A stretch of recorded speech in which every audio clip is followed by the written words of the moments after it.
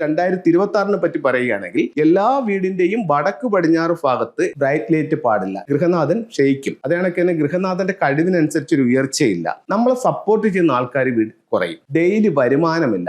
വടക്ക് പടിഞ്ഞാറ് വായുകോണിൽ bright light പാടില്ല. എന്തുകൊണ്ട് നമുക്ക് നോക്കാം. ഒരു വീടിനെ സംബന്ധിച്ചിടത്തോളം വീടിനെ നമ്മൾ കറക്റ്റ് 9 ഡിവൈഡ് ചെയ്യും. അതായത് 8 ദിക്കുകളും ഒരു ബ്രഹ്മസ്ഥാനവും. അപ്പോൾ ചൈനീസ് വാസ്തുകലയായ ഫെങ്ഷു പ്രകാരം ഈ ഓരോ ദിക്കുകളും ഓരോ എലമെന്റുകളാണ്. അതായത് പഞ്ചഭൂത തത്വം 5 എലമെന്റുകൾ വീടിന്റെ 8 ദിക്കിലും ബ്രഹ്മസ്ഥാനത്തുമായിട്ടുണ്ട് എന്നുള്ളതാണ് ഫെങ്ഷുയുടെ തിയറി.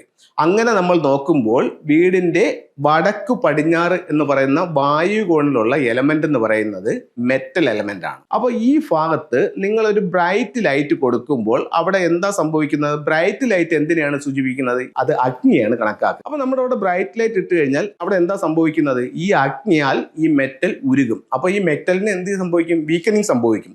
അത് വീക്കനിങ് സംഭവിക്കുമ്പോൾ ആ ദിക്ക് വീട്ടിലുള്ള ഒരു വ്യക്തിയെ സൂചിപ്പിക്കുന്നു. ആ വ്യക്തി വീട്ടിലെ ഗൃഹനാഥനാണ്.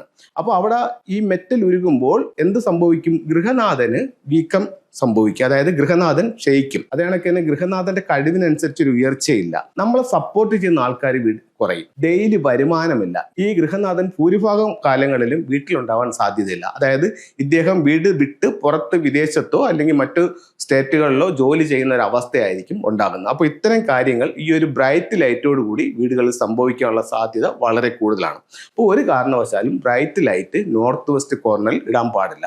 സാധാരണ ഒരു ലൈറ്റ് ഇടാം, നമ്മുടെ വെട്ടത്തിനും മറ്റു ആവശ്യങ്ങൾക്കും വേണ്ടിയിട്ട് ലൈറ്റ് ഇടാം. ഒരുപാട് ബ്രൈറ്റ് ആയിട്ടുള്ള ലൈറ്റ് വേണ്ട എന്നുള്ളതാണ് ഞാൻ പറഞ്ഞത്. അതുപോലെ തന്നെ റെഡ് ലൈറ്റും അവിടെ പാടില്ല.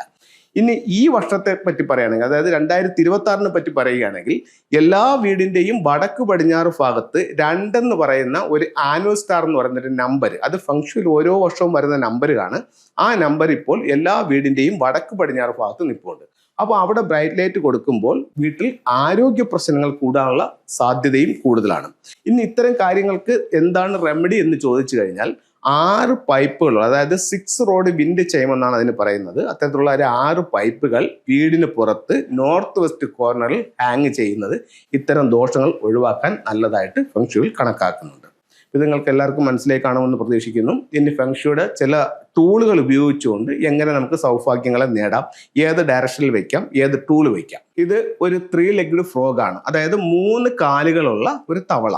ഇത് എല്ലാ സൗഭാഗ്യങ്ങളുമായിട്ട് സമ്പത്തിന്റെ ഒരു തവള വീടിനുള്ളിലേക്ക് കടന്നു വരുന്നതായിട്ടാണ്. ഇത് നിങ്ങൾ എന്ത് സ്ഥാപനമാണോ നിങ്ങൾ നടത്തുന്നത് ആ സ്ഥാപനത്തിൽ നിങ്ങൾക്ക് വെക്കാം. പ്രധാന വാതിലിൽ നിന്നും വീടിനുള്ളിലേക്ക് കടന്നു വരുന്ന രീതിയിലോ, പ്രധാന വാതിലിൽ നിന്നും നിങ്ങളുടെ ഓഫീസിലോ ഷോപ്പിലോ ആണെങ്കിൽ ക്യാഷ് കൗണ്ടറിലേക്ക് കടന്നു വരുന്ന രീതിയിലോ ഫ്രോഗിനെ വെക്കാവുന്നതാണ്. ഇവിടെ ശ്രദ്ധിക്കേണ്ട ഒരു കാര്യം എന്ന് പറഞ്ഞാൽ, ഫ്രോഗ് കോയിനുമായിട്ട് പുറത്തോട്ട് നോക്കിയാണ് ഇരിക്കുന്നതെന്നുണ്ടെങ്കിൽ നമുക്ക് പൈസ ചെലവ് കൂടാനുള്ള സാധ്യതയുണ്ട്. ഒരു ടൂളും കൂടെ നമുക്ക് പരിചയപ്പെടുത്താം. ഇത് ഒരു ജോഡി മാൻഡേരിയൻ ഡക്സ് ആണ്. ഇത് നമ്മൾ എന്തിനാണ് ഉപയോഗിക്കുന്നത് വെച്ച് കഴിഞ്ഞാൽ, വീട്ടിൽ കപ്പിൾസിന്റെ ഐക്യത്തിന് വേണ്ടിയിട്ട്, അതായത് ഒരു കുടുംബത്തിലെ ഭാര്യയും ഭർത്താവും തങ്ങളുടെ പരസ്പര ഐക്യം, സ്നേഹം എന്നിവ വർദ്ധിക്കാനും വിവാഹം നടക്കാനും വേണ്ടിയിട്ടാണ് ഈ ടൂളുകൾ ഉപയോഗിക്കുന്നത്. അതായത് കപ്പിൾസ് ആണെങ്കിൽ അവരുടെ ബെഡ്റൂമിൽ വെക്കാം. അതല്ല വിവാഹം നടക്കാനായിട്ടാണെന്നുണ്ടെങ്കിൽ വിവാഹം നടക്കേണ്ട പെൺകുട്ടിയോ ആൺകുട്ടിയോ ആരാണെന്ന് വെച്ച് കഴിഞ്ഞാൽ അവരുടെ ബെഡ്റൂമിന്റെ സൗത്ത് വെസ്റ്റ് കോർണറിലും ഇത് നിങ്ങൾക്ക് സൂക്ഷിക്കാവുന്നതാണ്. അപ്പോൾ എല്ലാവർക്കും എല്ലാ ഐശ്വര്യങ്ങളും ഉണ്ടാവട്ടെ എന്ന് പ്രാർത്ഥിച്ചുകൊണ്ട് നിർത്തുന്നു. നന്ദി, നമസ്കാരം.